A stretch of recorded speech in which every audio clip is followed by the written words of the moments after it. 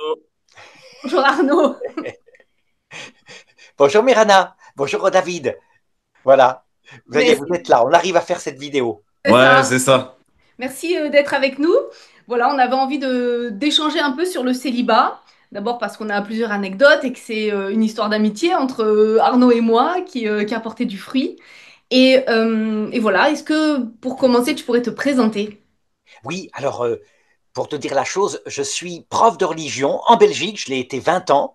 J'ai perdu mon travail il y a 8 ans quand on a changé d'évêque, ça a été compliqué. Mais du coup, je me suis lancé sur Internet. Et puis voilà, ça a marché. Pour mettre avec l'avis de Monseigneur Léonard, mais aussi l'abbé Ganti, toute la théologie catholique, et en particulier toute la formation, la préparation au mariage. Voilà, et c'est là qu'on s'est rencontrés. Je pense que c'est là, Mirana, que tu as commencé par connaître mes vidéos, tu es venu me voir, et c'est là que je t'ai dit, je crois, que le mari ne pouvait pas tomber comme un poulet tout grillé du ciel malgré sa grande foi.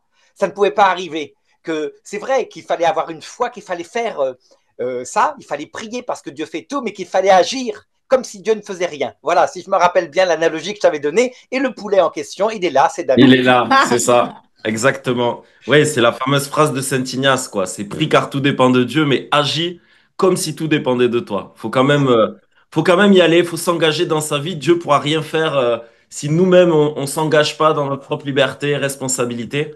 Donc, et c'est ce qui t'a poussé du coup? Ben, en fait, je suivais tes vidéos, Arnaud, tout, hein.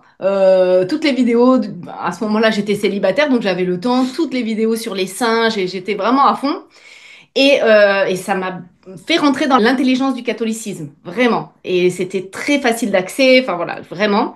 Et puis il y avait des vidéos sur le mariage, et j'ai connu un échec. Et là, j'ai osé t'envoyer un audio en disant, mais Arnaud, pourquoi je fais que vivre des échecs amoureux? J'ose plus y croire. Puis Arnaud m'a répondu, mais du tac au tac. Je me rappelle, j'étais à Ikea. Il a essayé de m'appeler, j'étais là, bah non, je peux pas. Et puis il m'avait dit, bah, des fois c'est pour creuser l'humilité, le désir, pour mieux comprendre aussi les échecs amoureux des autres, ceux de vos enfants, quelque chose comme ça. Et puis après, il faudra s'inscrire sur Théotokos pour trouver quelqu'un qui est vraiment catholique, qui partage votre foi et vos valeurs.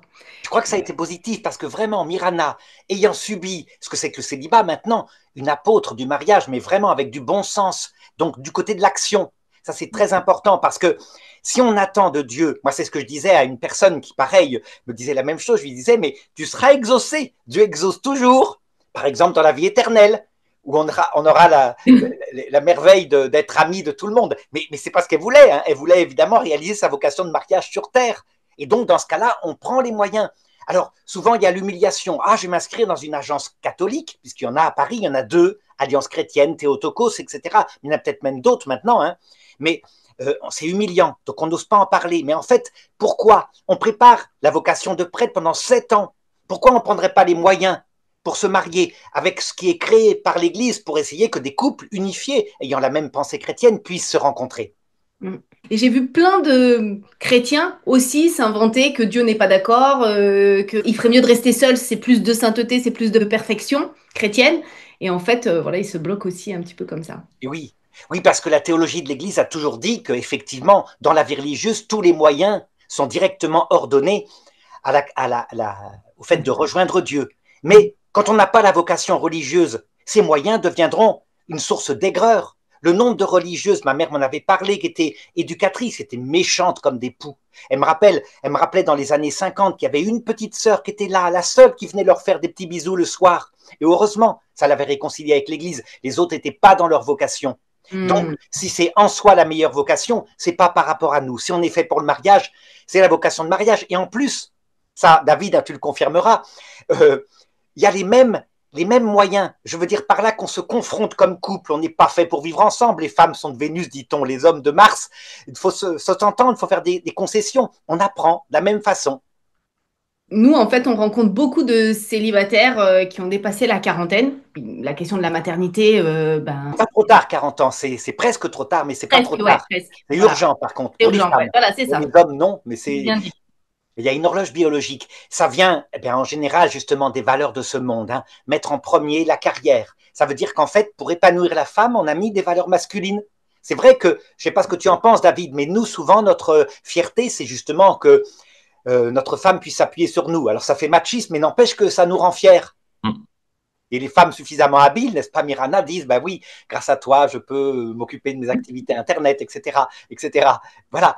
Mais de fait, les femmes ont développé la carrière, ce qui ne rend pas forcément plus heureuse. Et quand, à un moment donné, la panique arrive à cause de l'horloge biologique, il y a cet engagement, cet essai, avec en plus, quelquefois, alors ça, c'est une chose que j'avais remarqué, le prince charmant. Ça, c'était une dame qui m'avait dit, moi, le portrait de celui que j'épouserai, c'est qu'il sera fidèle, gentil, etc. Et toute une série de qualités. Je lui avais dit, mais ça y est, j'ai trouvé. Il te faut un labrador.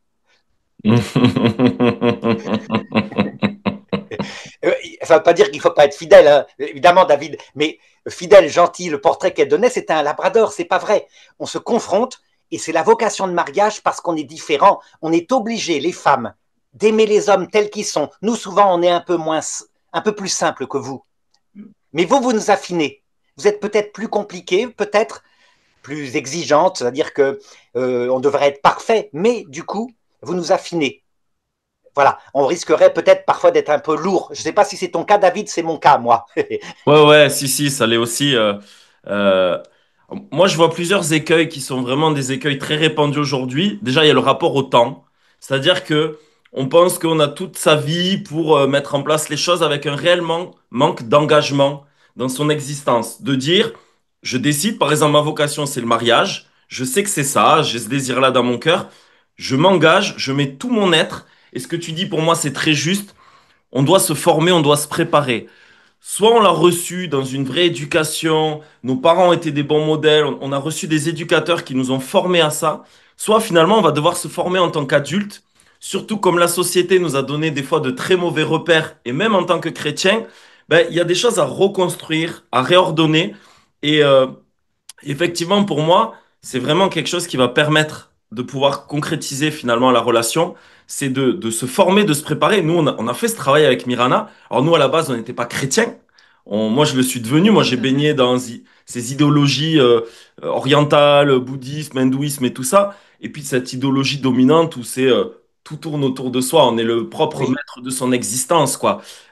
Et moi, vraiment, j'ai dû me former pendant quelques années pour me structurer intérieurement, pour réordonner tout ce qui ne l'était pas. En fait, tout était désordonné. Et après, comme je dis toujours, on le dit avec Mirana, selon moi, quand on est bien préparé à la rencontre, véritablement dans son cœur, dans son être, qu'on est prêt à s'engager, à se donner, à se livrer, et qu'on va être capable de faire avec le réel qui va nous être donné, et pas la projection qu'on se fait dans notre idéal, ça peut aller très vite ensuite. Mm. De construire une relation de couple quand on est préparé, qu'on a la maturité affective, la maturité spirituelle, des vraies clés de discernement qui sont pas les clés du monde, hein, des vraies clés de discernement, ça permet vraiment de pouvoir avancer très vite. Moi, je me souviens très bien, Mirana, au bout déjà de 3 4 mois, je l'ai demandé en fiançailles parce que déjà, tout ce qu'on avait posé, tous les jalons qu'on avait posés, tout ce que je percevais d'elle, sur ce que moi je recherchais finalement, la foi, la fidélité, l'engagement, la responsabilité, l'humilité, la remise en question. Je me disais, en fait, c'est bon, il y a le socle. Le socle, il est là, l'ouverture à la vie. Donc voilà un petit peu. c'est important à dire aussi, hein. Ça veut dire que tu t'es inscrit à Théotokos, n'est-ce pas, David? Ouais, ouais, c'est ça. Je veux dire par là, les valeurs étaient là. Tu désirais les valeurs du mariage, ça veut dire la fidélité, l'ouverture aux enfants, l'éducation des enfants. Ça, c'est fondamental. Ça veut dire que on va pas n'importe où. Si on prend les moyens pour trouver, on va pas n'importe où. C'est vrai. Les agences chrétiennes, c'est vrai que les valeurs chrétiennes sont au minimum. Il vaut mieux être chrétien en plus, ce qui facilite les choses. Mais de toute façon, Mirana, t'es d'accord, hein, c'est pas forcément la première rencontre qui va être la bonne. Le problème, c'est que ça gagne un temps fou parce qu'on se rencontre vraiment pour fonder un mariage.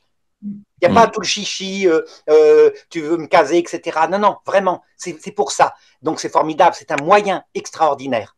D'autant plus que les anges agissent, n'est-ce pas, Mirana? Ça veut Oui. dire que malgré tout, même si tu as pris en main la chose, les anges t'ont fait rencontrer David. Mais bien sûr, C'est toi qui m'as bien expliqué que plus on se connaissait, plus on était clair, qu'on parlait directement de mariage, qu'on disait nos faiblesses, plus ça pouvait aller vite dans l'engagement et que ça prenait pas 5 ans, en fait. Ça, oui, tout c'était à la fait. valeur. Donc Je voilà, crois que cet exemple. malheureusement, on ne va pas faire autrement. Dans la première rencontre, on est dans la séduction, hein, c'est forcé qu'on montre l'appartement témoin. Je crois qu'il vaut mieux pas. Vaut mieux être soi-même en disant voilà mes défauts, mes qualités. De toute façon, on les découvrira, mais en disant les choses dès le départ. Par exemple, toi, Mirana, tu étais voleuse, très voleuse et menteuse. Je plaisante. Mais tu comprends, il y a des défauts dirimants qui empêcheront le mariage. Par exemple, un homme qui frappe. Il y a des défauts qui n'empêchent pas le mariage, mais on en a tous. D'accord? Et en les disant et en faisant des efforts, on sait très bien, n'est-ce pas? Je crois c'est ce que vous avez expérimenté depuis maintenant avec 2 enfants, etc., que c'est les scènes de ménage qu'on aura toute la vie. Donc on sait sur quoi on part. Les défauts ne changeront pas. Il faut juste, comment dirais-je, qu'ils ne s'augmentent pas. On les tempère. Ouais, bien sûr, bien sûr. Et du coup, c'est vrai que pour certaines personnes, c'est vraiment inquiétant d'entrer en relation sans la lune de miel, sans le fantasme de l'autre. Il y a des Oui, personnes qui ont du mal à se dire, oh, bah, je vois tout, je vois tous ces défauts dès le début, bah, pourquoi j'irais en fait, alors qu'ils cherchent justement un fort sentiment amoureux, soi-disant pour se décider, même si on sait que ça n'aide pas à se décider, le fort sentiment amoureux. c'est l'erreur très souvent qui retarde énormément. C'est le romantisme. C'est un défaut des femmes. J'ai mis une petite vidéo, Mirana, tu pourras la mettre en lien sur la luxure des femmes. C'est le romantisme exalté. Ça veut dire l'idéal sentimental. Il fait vibrer les cordes de mon cœur. Nous, les hommes, c'est peut-être d'un point de vue beauté physique, sexuelle, etc. On commence comme ça et on devient très romantique après. Vous, les femmes, vous commencez plutôt par le romantisme, vous devenez attiré physiquement après. On fonctionne différemment. Donc, il y a cette complémentarité. Mais du coup, le défaut des femmes est là-dedans. La nuit des sens, qui vient souvent au bout de quelques années de mariage, c'est un défaut souvent de femme. Ça veut dire que le prince charmant s'est transformé un peu en ce qu'on est naturellement, donc une sorte de pomme de terre de canapé qui regarde le foot. Et donc, ben, vous aimez plus. Et c'est là qu'il faut vraiment se dire non, non, non, non, non, non. Le romantisme était le plaisir sentimental qui était l'occasion de la naissance du mariage, mais il ne durera pas toute la vie. On aime l'autre pour l'autre, on fait des efforts sur soi, et nous, les hommes, des efforts sur respecter le corps de notre femme, des choses comme ça. Bon, c'est peut-être un peu caricatural, un peu genré ce que je dis, comme on dit actuellement, mais c'est quand même pas tout à fait faux. Ouais, tout à Totalement. fait. Et tu vois, ça rejoint ce que je disais tout à l'heure sur le fait de se former.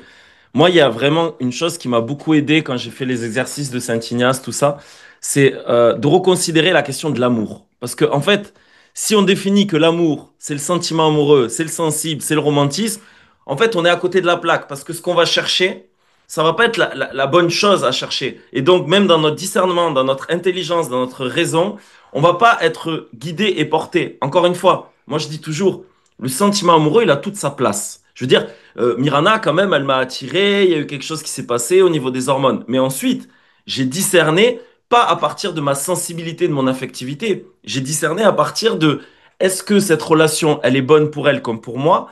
Est-ce que c'est bon pour nous? Est-ce que c'est un chemin de croissance? Est-ce que c'est un chemin de sainteté?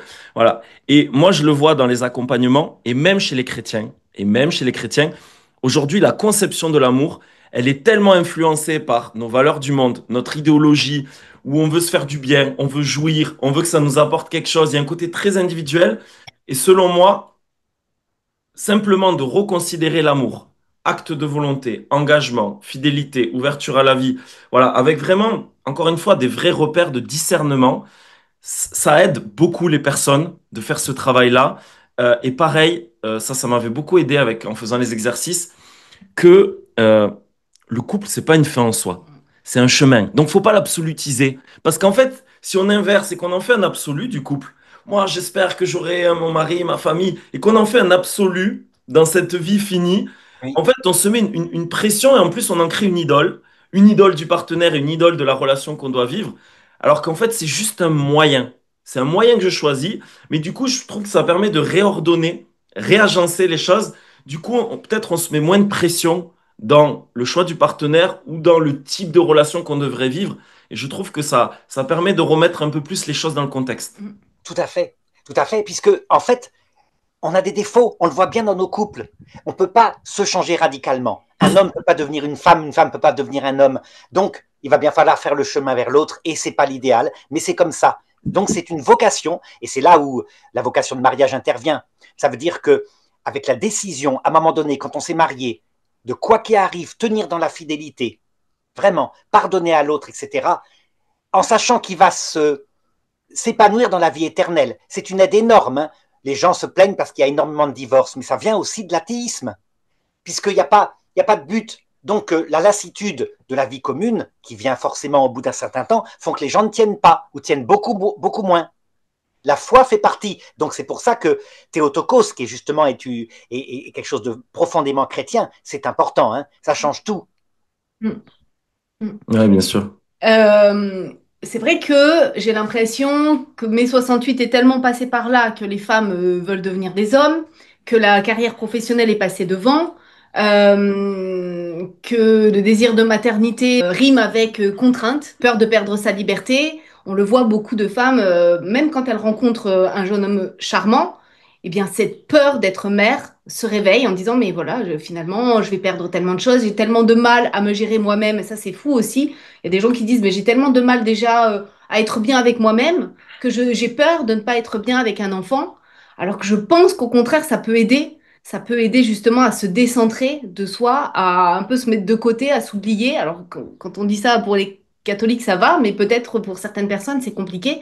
Voilà, je ne sais pas ce que vous pensez de ça. Il y a vraiment une peur de devenir parent, une peur aussi de faire couple parce que les défauts de l'autre dérangent, parce que le bébé dérange. Voilà, je ne sais pas ce que tu Mais penses de oui, mais ça. oui. Et c'est pour ça que je disais, l'être humain est un tout. Ce que tu avais dit, David, est tout à fait juste. Hein. La foi est importante aussi. On constate que la ruine des couples, mais aussi de la maternité, vient de l'humanisme athée. Il a abouti à ça. C'est au point maintenant que presque faire un enfant, c'est un crime contre l'environnement et le CO2. Ça en devient à ce niveau-là. Ça veut dire que le pire, c'est que ces gens-là, quand ils vont atteindre 40-50 ans, c'est l'angoisse terrible, hein, l'angoisse de la solitude, d'une vie insensée. L'humanisme athée conduit à ça. Alors que la foi, quand on sait que chaque enfant à qui on donne la vie vivra pour l'éternité, sera avec nous pour l'éternité, que du coup, peut-être ça ne sera pas parfait, pareil, dans l'éducation, il y aura des soucis, il y a des trucs. Hein. Tu te rappelles, j'ai mis des petites vidéos sur comment, dès le départ, mettre l'autorité sur un petit bébé. L'amour et l'autorité, dès le départ, hein, c'est fondamental. Une fois qu'on sait ces trucs-là, ça se passe assez bien. Ça se passe relativement bien, on peut le dire. Hein. En tout cas, euh, euh, quand on est centré sur la vie éternelle, de toute façon, ça donne envie de créer ça. Je crois. Hein. Donc, c'est pas étranger au couple, ce que tu as dit, David, sur ta propre découverte de la foi. J'en suis convaincu. Ouais, Ouais, bien sûr. c'est vrai. C'est vrai. Et moi, quand je vois aujourd'hui que presque les couples, alors là, chrétiens, pas chrétiens, mais de façon générale, sociétale, moi j'observe beaucoup, euh, réfléchissent en fait, est-ce qu'on fait un deuxième enfant? Oui, non, mais peut-être que je vais pas pouvoir avoir le temps d'aller au sport et tout ça. Je vois quand même où est-ce qu'on situe l'ouverture à la vie, d'accord? Qui est quand même quelque chose qui est le propre de l'amour. C'est pas que c'est la conséquence, mais c'est l'aboutissement de l'amour, de l'union de deux personnes, c'est l'ouverture à la vie. Et quand je vois que les personnes bien souvent aujourd'hui dans notre société, alors je fais une grande caricature en disant ça, mais je le vois très fréquemment.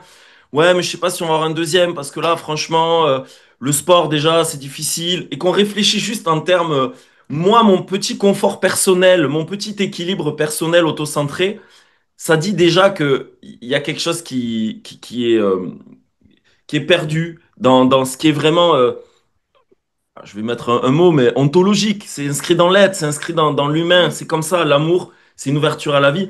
Presque. Aujourd'hui, on veut se faire le Dieu tout-puissant et alors bien sûr qu'il faut discerner. Attention, je dis pas qu'il faut pas discerner. Bien sûr, on discerne de ses moyens en tant que parent. Il y a des parents qui peuvent s'ouvrir à six enfants et il y en a qui pourront s'ouvrir à deux, trois parce qu'ils connaissent leur nature. Et ça, c'est OK, hein. Ça demande de la maturité de se connaître. Voilà. Oui, il y a un discernement à poser. Maintenant que le discernement, il se pose pas sur je vais perdre un peu de confort, un peu de fatigue et un peu de sommeil en moins. Je veux dire, on est quand même dans c'est l'amour, c'est le don de soi, c'est la charité. Donc à un moment donné, il faut se donner, quoi. Donc, mais ça, je le vois aujourd'hui. Et pareil, hein, je pense que même c'est très répandu dans des couples chrétiens de se poser ces questions-là. Oui, tout à fait. D'où d'ailleurs, alors ça c'est encore une remarque, hein, Mirana, je ne sais pas si tu vas être d'accord, mais si on passe par une agence chrétienne pour réaliser cette vocation, moi je connais une personne, 8 rencontres, et du coup découragée. Et c'est la 9e qui a été la bonne. Mais bien sûr, c'est pas le problème. On n'est pas obligé de se précipiter en disant la première rencontre est voulue par mon ange. Non, non. Il demande véritablement notre discernement. Et le discernement, il y a 3 aspects. L'aspect le plus important, c'est les intentions communes, celles que viennent d'indiquer David, à savoir le rapport à la fidélité, le rapport aux enfants, le rapport à Dieu. Deuxièmement, il y a la psychologie. Il y a des psychologies qui ne s'entendront pas. C'est vrai, hein, mais Mm. en principe, les psychologies s'entendent à partir du moment où on est capable de pardonner à l'autre. quand on a une personne qui jamais ne pardonne, jamais ne cède, on pourrait divorcer sur je veux un chat blanc, tu veux un chat noir, je ne savrais pas, ça peut aller. Donc là, c'est clair. Hein. Et puis, l'attraction physique, mais ça se voit tout de suite. Ça se voit Oui. tout de suite. Hein. Mais l'attraction physique n'est pas la chose la plus importante, puisque s'il n'y a pas de répulsion physique, elle naîtra, elle viendra, si l'autre est une personne droite, une personne aimante.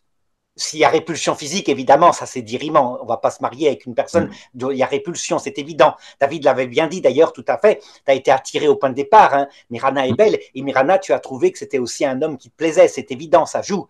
Faut pas nier notre humanité. Hein. Mais j'ai mis dans l'ordre les trois choses. L'aspect spirituel, l'aspect psychologique, l'aspect physique. Dans l'ordre, ça ne veut pas dire qu'aucun n'est important, mais c'est un ordre d'importance que je crois. Nous, on appelle ça le projet, vérifier si la personne, elle veut des enfants. Quand est-ce qu'elle les veut? Parce qu'il y a des gens qui disent, bon, moi, je veux des enfants, mais c'est pour dans 10 ans. Alors que la femme, elle a 40 ans. Donc, c'est pas possible. Oui, Il y a des hommes qui me disent, bah, elle m'a quitté.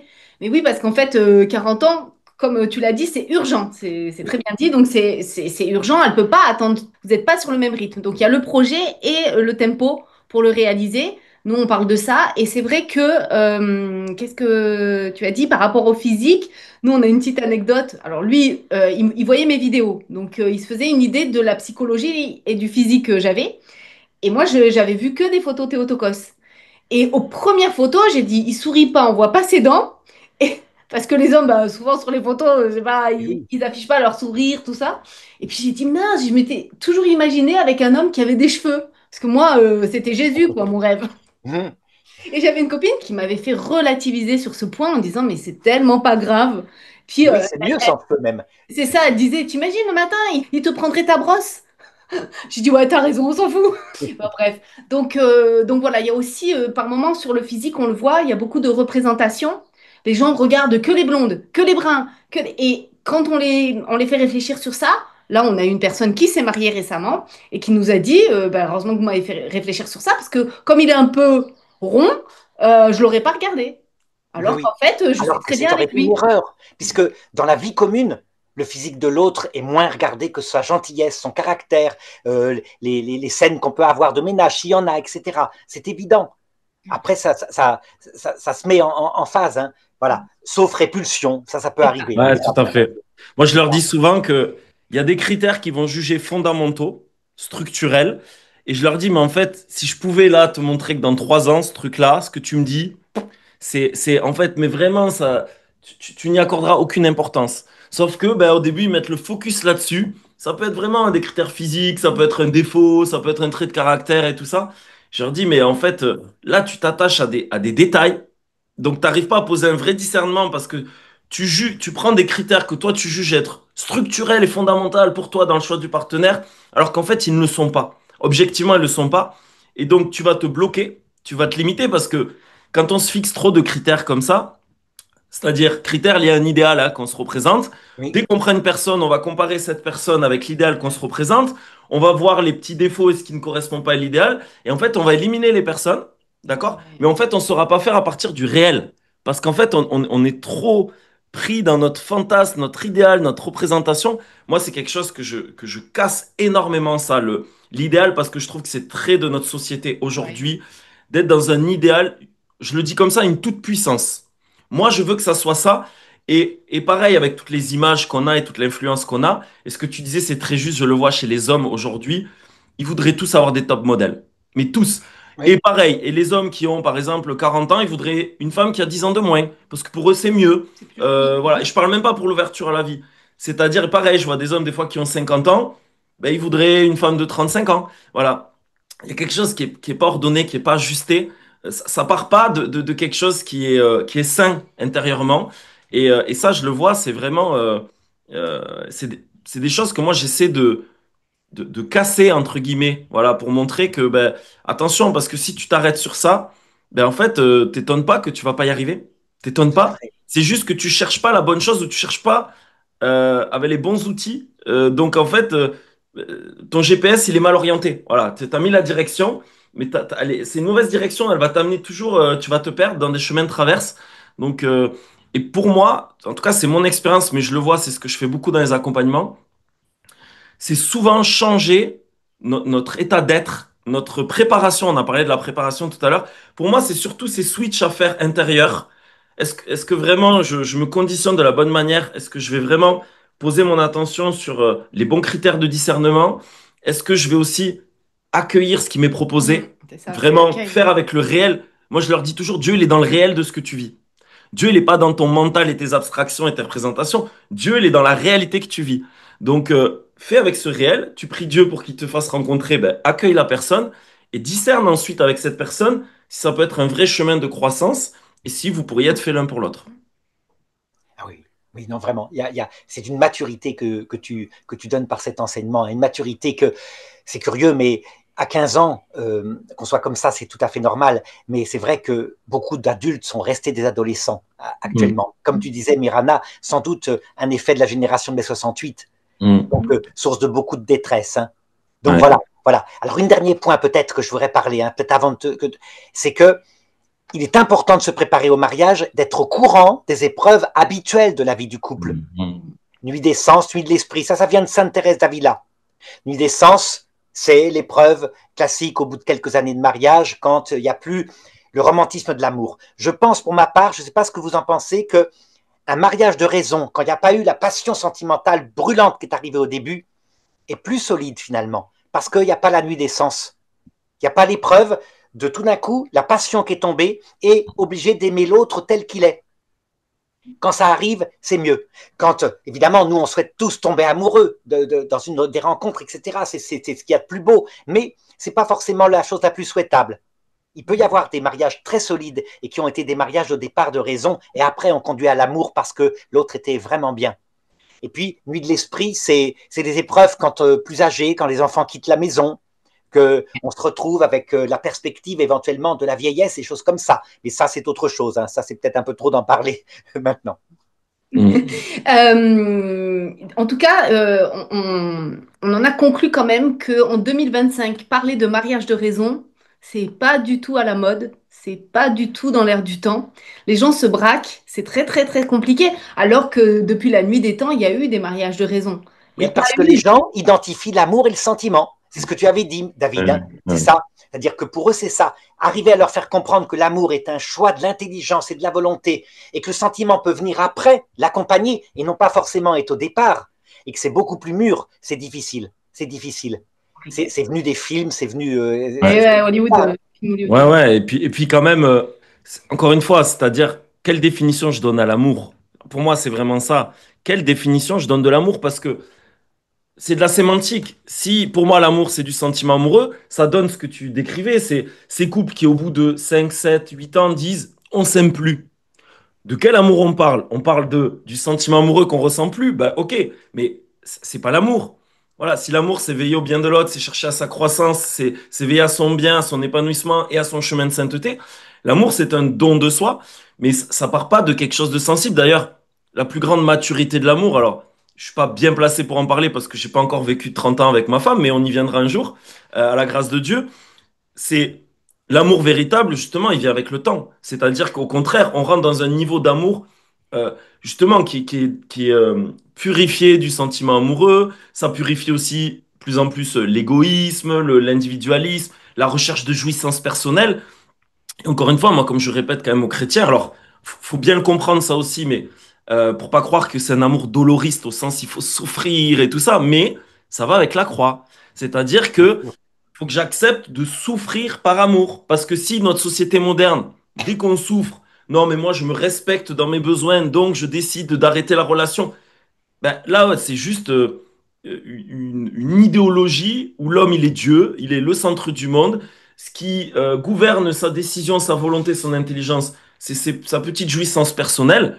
Ben oui, alors je comprends que les gens sont perdus aujourd'hui. Ouais. Je comprends véritablement que les gens sont complètement perdus dans leur relation de couple parce que tout ce qui va être leur baromètre, c'est mes propres besoins, mes propres intérêts. Et quand à un moment donné, l'autre vient entraver mon épanouissement personnel, ma jouissance personnelle, ma liberté, qui est en fait pas une liberté, c'est une autonomie absolue, c'est pas du tout une liberté en fait. Mais c'est une indépendance. Et donc je vois que il y a quand même beaucoup de choses à reconsidérer. Et vraiment pour moi, cette question de donne-moi la définition, c'est quoi pour toi l'amour? Rien que là, déjà, il y a un énorme travail à faire. Voilà, Ouais. selon moi, euh, et d'accepter, alors je sais plus qui c'est, il y a un saint qui disait ça, je crois que c'était un saint, qui disait en fait, celui qui n'a pas encore souffert par amour ne sait pas ce qu'est l'amour. C'est-à-dire que on commence à goûter à l'amour quand vraiment ça va avec ça me sort de moi-même, ça m'oblige À me à faire dépasser. mourir le vieil homme en moi, tout Mm. cet égoïsme, cet enfermement. Mais c'est là où en fait je comprends que l'autre est un vrai chemin de liberté, de croissance, d'ouverture à la vie, au sens parce que sinon je m'enferme en fait sur moi-même. C'est le plus dur, mais voilà, c'est sûr qu'entre l'amour sensible et ça. Mm. Et oui, d'autant plus que quand on a arrivé à mettre à sa juste place l'amour sensible, je suppose que Mirana, tu es comme toutes les femmes, tu souhaites des moments sentimentaux. On ne peut pas s'en passer. Mais qui sont à leur juste place, ça veut dire qu'ils sont un plaisir féminin. Et donc, quand il n'y a pas, quand c'est le quotidien, eh bien, c'est pas grave. Ce qui compte, c'est David. Eh bien, on devient libre. C'est étonnant. La nuit des sens, les grandes épreuves que décrivait Sainte Thérèse d'Avila, c'est quand justement on n'est encore pas tout à fait bien placé par rapport au plaisir sentimental en le mettant à sa juste place comme un moyen merveilleux, comme d'ailleurs aussi le plaisir sexuel. C'est des moyens merveilleux qui expriment l'amour, qui construisent l'attachement, mais des moyens. Ça veut dire qu'à la rigueur, si l'autre était malade ou handicapé ou je sais pas quoi, quand on est vieux, quand on a dépassé un certain âge, il n'y a plus ça. Il y a quelque chose de beaucoup plus profond, une communion totale. On connaît l'autre tel qu'il est et Mm. on reste ensemble. Ouais. Ouais. Moi j'aurais juste une question Arnaud pour voir le constat que tu fais. Moi il y a un constat que je fais qui est accablant pour moi. En plus moi qui suis un homme, toi aussi tu l'es. C'est la perte du charisme masculin, de la virilité, on l'appelle comme on veut. Et on peut l'expliquer de façon sociologique avec le féminisme, avec le wokisme, avec un peu, enfin, l'égalité des sexes qui est devenue un égalitarisme qui vient nier la différence ontologique entre l'homme et la femme. Et je vois qu'aujourd'hui, moi, j'accompagne principalement des femmes, vraiment. Et je dois reconnaître, et je fais ce constat, qu'elles ont beaucoup de mal à rencontrer des hommes aujourd'hui qui savent être des hommes, qui savent s'engager, donner une direction, avoir une droiture, avoir ce courage, tout ce qui est propre au charisme masculin, cette énergie masculine. Et du coup, j'ai des femmes, alors elles aussi, elles ont peut-être leur tort elles ont développé une forme d'autonomie absolue dans Oui, leur vie professionnelle, tout ce que tu as décrit tout à l'heure. Donc aussi, c'est difficile pour elles de laisser une place à l'homme, parce que c'est une histoire de charisme, c'est une histoire de complémentarité. Mais est-ce que toi aussi, tu fais ce constat au niveau, là, je parle vraiment des charismes masculins qui se sont, je trouve, perdus. Je dirais que, je le dis un peu comme ça, c'est caricatural. Les hommes ne savent plus être des hommes, ne savent plus vraiment habiter leur être de façon ontologique dans c'est quoi mon charisme profond, spirituel. Et je trouve que ça engendre aussi vraiment des grosses difficultés pour construire le couple aujourd'hui, parce qu'une femme, elle a besoin aussi d'un homme qui est solide, sur lequel, voilà, un Saint-Joseph, sur lequel on peut s'appuyer, le rock, qui sait ce qu'il veut, qui est prêt à s'engager, qui est pas là à tergiverser, je sais pas, non, moi, voilà, et qui prend vraiment, Tu qui peux prend sa devenir part de père. responsabilité. mais je suis absolument d'accord avec toi. Ça a été une ruine, cette espèce de théorie du genre là, où il y a pas de, il y a pas de... Écoute, je vais te raconter une anecdote, David. Tu vas voir, tu vas être surpris. J'ai pris à un moment donné, quand j'ai perdu mon travail de prof de religion, j'ai passé l'agrégation en philo. J'ai pris un petit remplacement et j'arrive dans une école et je dis exactement ce que tu dis. Mais le thème c'était est-ce que la passion suffit à fonder un amour? Voilà, c'était comme ça en philo. Et puis à un moment donné, les élèves glissent en me demandant est-ce que la passion fonctionne différemment chez les hommes et chez les femmes? Je dis oui, les hommes sont plutôt comme ci, les femmes plutôt comme ça. Ils se sont levés pour m'applaudir à la fin du cours. J'avais rarement vu ça, hein. C'était étonnant. Le lendemain, j'étais convoqué par la direction, j'étais viré. Il n'y a pas de différence entre les hommes et les femmes. Je n'avais pas été neutre. Le cours de philo devait être neutre. Tu vois? Donc voilà la réalité. Non, la valeur qui fait un homme sur qui on peut s'appuyer, Mirana, tu me confirmeras, hein, c'est qu'il faut qu'il y ait ce sens de l'honneur. L'honneur, c'est pas la vanité. L'honneur, c'est faire ce qu'on s'est engagé à faire. Tu t'es engagé avec Mirana, tu tiens. Le sens de la loyauté, c'est une valeur masculine. Hein. On peut s'appuyer sur un rocher, quoi, en gros. Et je dirais, c'est notre responsabilité. Nous, on en est fiers quand on peut faire ça, quand on Mm. peut, du coup, donner à notre femme qui donnera la vie aux enfants, lui donner un milieu calme, stable, qui fait que c'est protéger le foyer. Ça vient peut-être de notre corps, puisque les animaux qui nous ressemblent font un peu la même chose. Hein, t'es d'accord? Mm. Le gorille protège son groupe, si on peut dire. Hein. Mais n'empêche que ça fait partie de la nature humaine, on ne peut pas nier cette chose-là. Donc les hommes doivent revenir des hommes, D'ailleurs, la Sainte Vierge l'a dit, je crois que c'est à l'apparition d'Amsterdam, j'appelle les hommes. Un homme doit être un homme, une femme, une femme. Alors, c'est souple, hein, c'est le yin et yang. Tu te rappelles le schéma des taoïstes? Le rond avec les poissons, là, il faudra peut-être le mettre. Hein. Mais c'est ça, c'est-à-dire que dans la femme, il y a une part d'autorité, de force, et dans l'homme, une part de délicatesse féminine. Mais l'homme n'est pas une femme. Maintenant, on peut être souple. Le parent de Sainte Thérèse de l'Enfant Jésus, Louis Martin, était très féminin, très doux, très vraiment. Et sa femme était une maîtresse femme avec une entreprise, etc. Ben, ils se sont adaptés. Donc, on est capable de s'adapter, d'être souple. Ouais. Voilà. Bien Donc, sûr. je pense que pour vous, ça doit être deux personnalités fortes de chef d'entreprise. Hein. Ben, ça marche quand même. Voilà, c'est très bien. Ouais, ouais, avec les frictions qui vont avec, hein. Ça, Oui, forcément. ouais, ouais. Mais c'est ce qui fait les choses. Et puis, à partir du moment où on s'est habitué dans le couple, on peut arriver vraiment à être heureux avec l'autre parce qu'on sait comment il va réagir. Et voilà. Et puis c'est bon pour l'ego, l'orgueil, ces frictions, hein. Si on est seul, Mais oui, voilà, on croit qu'on atteint l'amour alors qu'en fait on atteint un confort émotionnel, un confort de vie.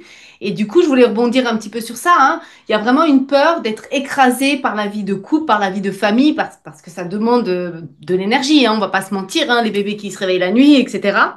Et c'est vrai que je me suis rendu compte que c'est grâce à la conversion que la vie matérielle a un sens spirituel. Et ça aussi, c'est vraiment une des conséquences de l'humanisme athée, c'est qu'on a perdu la vision spirituelle dans ce qu'on fait de matériel. Du coup, le matériel semble écrasant, mais parce qu'on ne sait plus pourquoi on le fait, on ne sait plus avec quel souffle on le fait. Voilà, alors j'ai envie de dire, c'est l'esprit de Nazareth. Oui, ça semble une vie de maman, ça semble, bah, je change des couches, je nettoie les bodys pleins de caca, je fais des petits pots. Et en même temps, quand on comprend pourquoi on fait ça, dans un sens spirituel, eh ben, ça change tout. On n'est pas écrasé complètement. On est fatigué, certes, mais on n'est pas écrasé. On sait pourquoi on fait les choses et quel sens ça a. Hein, c'est aussi un Carmel, hein, c'est la même chose. mais c'est tout à fait vrai. Mais c'est tellement vrai ce que tu dis. Ça veut dire que l'homme n'est pas fait pour vivre sans l'espérance de la vie éternelle, en sachant que cette vie a un sens et va conduire à l'autre vie. Mais il faut bien se dire, hein, une vie qui est comme ça, avec comme perspective la vieillesse qui arrive, puis la mort, rien d'autre. On a appris à ces enfants à ne chercher que leur plaisir eux-mêmes. Du coup, ils viennent plus nous voir. Mais c'est ça que ça conduit, cet humanisme athée. On dirait qu'au bout d'un certain temps, quand on tue Dieu, on finit par tuer l'humain. Il n'y a même plus envie de ça. D'ailleurs, pour bien montrer à quel point l'athéisme ronge les couples, il y a un texte du livre de la sagesse qu'il décrit au chapitre 17, verset 15. Ils étaient malades d'une maladie étrange qui les rongeait et les médecins étaient eux-mêmes incapables de guérir cette maladie dont ils ne savaient pas eux-mêmes la cause. Beaucoup d'angoisses viennent de ça. La vie n'a pas de sens, il n'y a que le matériel et elle passe à toute allure. Quand je regarde la génération des 68 dont tu parlais, Mirana, tout à l'heure, ce qui sont maintenant des personnes de 80 ans, ceux qui sont restés 68 tard vivent une vieillesse terrible, souvent avec plein de divorces derrière, plein d'avortements, pas de perspective de vie après la mort puisqu'ils n'y croient pas. Mm, C'est une solitude. L'homme n'est pas fait pour cela, hein. Vraiment. On se rend mm. compte que l'expérience humaniste athée de l'Europe est une catastrophe. C'est fou quand on pense que ces gens qui ont 80 ans dansaient à Woodstock il y a 50 ans. Ouais, ouais, ouais. Et c'est fou parce que j'ai des amies musulmanes et on se rejoint. Par moments, on dit, ah, l'enfant, bah, il nous remercie pas vraiment. On a beau donner le meilleur de soi. Bon, par moments, c'est pas le meilleur, mais l'enfant peut sembler ingrat quand il est petit, même en grandissant. Et un jour, elle me dit, du coup, moi maintenant, je comprends, même pour mon mari, tout ce que je le fais pas pour faire plaisir à mon mari, je le fais par adoration de Dieu. Et en fait, ça aussi, ça change tout. Sinon, c'est trop facile de se dire, ah bah voilà, ben, les enfants sont ingrats. On n'a pas souvent l'impression de donner, enfin, on peut donner on peut se donner à 200%, mais on n'a pas l'impression en face tout le temps qu'il y a de la reconnaissance ou de la gratitude. C'est comme ça. Le couple, chacun est un peu aussi dans ce qu'il a à donner, dans ses fatigues. Et je trouve que de se dire, ben, je le fais pour Dieu, en fait. Je le fais Mais pas oui, pour qu'on me dise quoi qu'il merci. arrive, du coup, Voilà. en faisant ça, comme Sainte Rita, qui était la patronne femme battue, hein, Sainte Rita, ben c'est ça. Elle a obtenu vraiment le changement de son mari et puis la vie éternelle. D'autre part, évidemment, ça n'empêche pas le côté humain. Ça veut dire que un enfant, ça s'élève pas n'importe comment. Il y a une nature. C'est pas les trois âges freudiens, il y a trois âges réalistes, à savoir, dès la naissance, il y a une prééducation avec Mm. beaucoup d'amour et déjà de l'autorité, à savoir, c'est pas le roi de la maison. Eh oui. Les gens ont besoin vraiment de conseils objectifs et forts. Ça veut dire que on n'est peut-être pas obligé de trouver un chrétien pour se marier, mais quelqu'un qui a les valeurs chrétiennes, quand on les partage, la fidélité, l'ouverture aux enfants, l'éducation des enfants, c'est fondamental. Après, tu vois, comme c'est arrivé pour toi, tu as rejoint la foi chrétienne parce que ça a été cohérent. Maintenant, attention, si quelqu'un est très religieux, mais religieux fanatique, c'est une catastrophe. Il peut y avoir quelquefois la religion qui est nuisible au couple. Par exemple, certains évangéliques ou certains intégristes catholiques qui tolèrent absolument pas, enfin presque, c'est presque un terrorisme par rapport au conjoint si on ne partage pas tout à fait les avis. Donc, s'il y a Dieu, mais Dieu dans le respect de l'autre, alors c'est une aide fantastique. Le couple a, je dirais, son harmonie, y compris vers la vie éternelle, puisque nous ne sommes pas des animaux. Un animal, quant à lui, il pourrait vivre éternellement sur Terre, un petit chien, si tu en as un, hein, il est heureux. Dans 1000 ans, il viendrait nous chercher dans la joie, nous accueillir le matin. Nous, pas du tout. On s'ennuie au bout de 50, 60 ans. On est fait pour la vision de Dieu face à face au paradis. C'est ce que dit la foi chrétienne. Si on le sait et si on le dit, alors comme coach, comment est-ce qu'on peut faire? Ben simplement une connaissance de tout l'homme avec ces 4 degrés de la psychologie. Ça, Mirana, tu vois de quoi je veux parler. Hein. Il y a ce côté physique, ce côté sensible, c'est-à-dire le besoin d'être bien dans sa peau, recevoir de l'amour, de l'admiration. Le côté moral, ça joue. Et la soif de la vie éternelle, savoir pourquoi en est fait, qui vient mettre comme un toit sur la maison, sinon la maison s'angoisse parce qu'on vieillit à toute allure. Il faut le dire aux gens, je pense. Moi, j'hésite pas à le dire, en tout cas, dans mes vidéos. Je crois qu'on a à peu près fait le tour, hein, n'est-ce pas, Mirana? Ouais, on s'est bien débrouillé. Voilà. Très bien. Donc, conclusion, à ceux qui hésitent, je dis, quand on a la vocation de mariage, on prend les moyens du mariage. On n'attend pas le poulet tout cuit, même s'il peut tomber, comme le montre David, qui d'ailleurs est bien croustillant. C'est ça. Bien pané. Voilà. Ça va? Merci, cher Arnaud. À bientôt. Hein. Merci bientôt. Arnaud, à bientôt. Merci à toi. Au revoir.